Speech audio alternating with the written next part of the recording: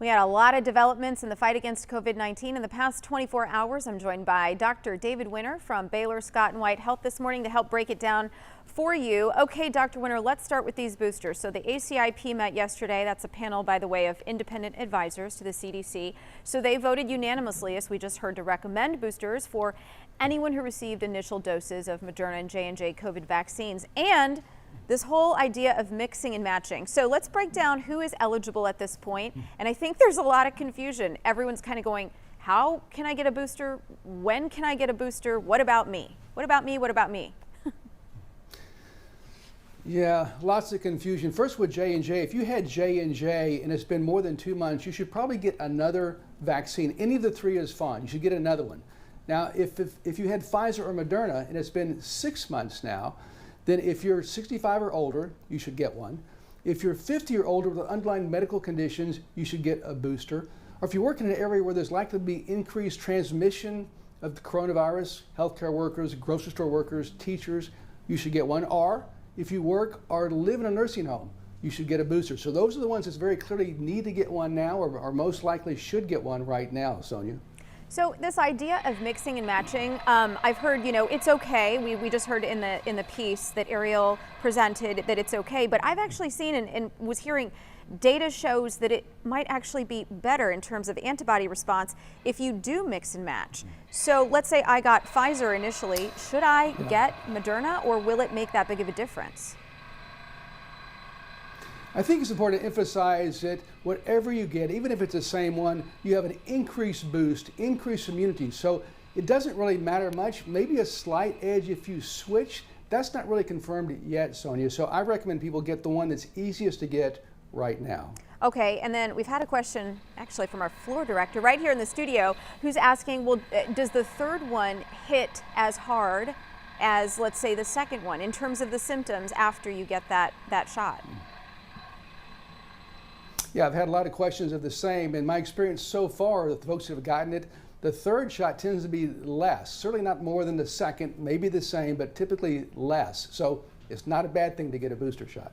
Okay, same as or less. Now, we know a lot of parents are eager to get these younger children vaccinated. We anticipate a COVID vaccine being available for kids 5 to 11 by early November. So next couple of weeks, right? How should parents prepare right now, or pediatricians? Are we supposed to be calling pediatricians' offices to schedule appointments in advance, or what would you suggest? Yeah, it's a very good concern right now. We had a meeting this morning about this with our own healthcare system, and we're just now starting to gear up to try to get those vaccines out, but we don't have them yet in the pediatrician's office. Hopefully we will in the next week or so. So this is all fluid and in motion. When they're approved, that's when you should call your pediatrician. Right now, they're not going to have any good answers for you, so please be patient. We think it's a couple weeks away. Okay, that's good to know, certainly for a lot of parents. A lot of folks still continuing to experience stress and anxiety, Dr. Winter, related to this pandemic. What do you tell your patients when they bring this up? Yeah, I'm seeing too much of that still, Sonia. People just get stressed, anxious, depressed. Well, first let me emphasize that WFA is a great news source. But whether you get your news from television, radio, newspapers, even social media, too much bad information, too much disheartening information can bring people down. So I can just tell you, my wife got this way about a month ago. For 3 days, she looked at no news and read no news, and she started smiling again. So I've seen that work in my own family. Number two, share your feelings. Talk to trusted friends or colleagues. That can always help. Take time to relax, exercise, long walks, however you like to relax, meditation, yoga. That's important now. Get plenty of sleep. Sleep habits are very important. That's when our bodies recharge. Be careful with alcohol. A glass of wine, a beer may relax you, but too much can cause more depression. And eat well.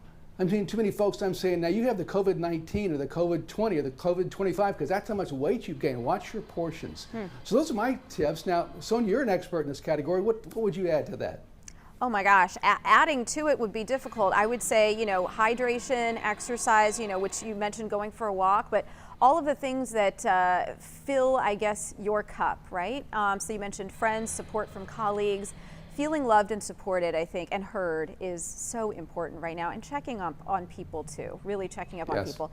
I do want to ask you real quickly, Dr. Winter, what's the latest on this pandemic? I know I asked you last week, should we be going indoors? Should we be masking? I've been asked, frankly, to do a lot of events, and every time I'm indoors, we're all still looking at each other. Do we shake hands? Do we hug people? Do we wear masks? Do we stay distant? Like, what do you suggest at this point? Yeah, fortunately, we're seeing cases go down in America, at least most places in America right now. But remember, early summer, we thought this thing was over, and it's come back again. It's funny how these things surge and go away. I don't think we're out of the woods yet. Look around the world. Europe has had a huge increase in surges. Singapore, Dominican Republic, the island of Barbados.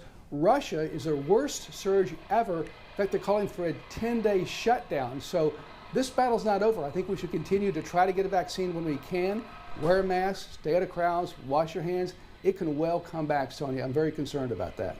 All right, Dr. Winter, thank you. The only thing I'd add to that is get your flu shot. I did that yesterday morning. Feeling great.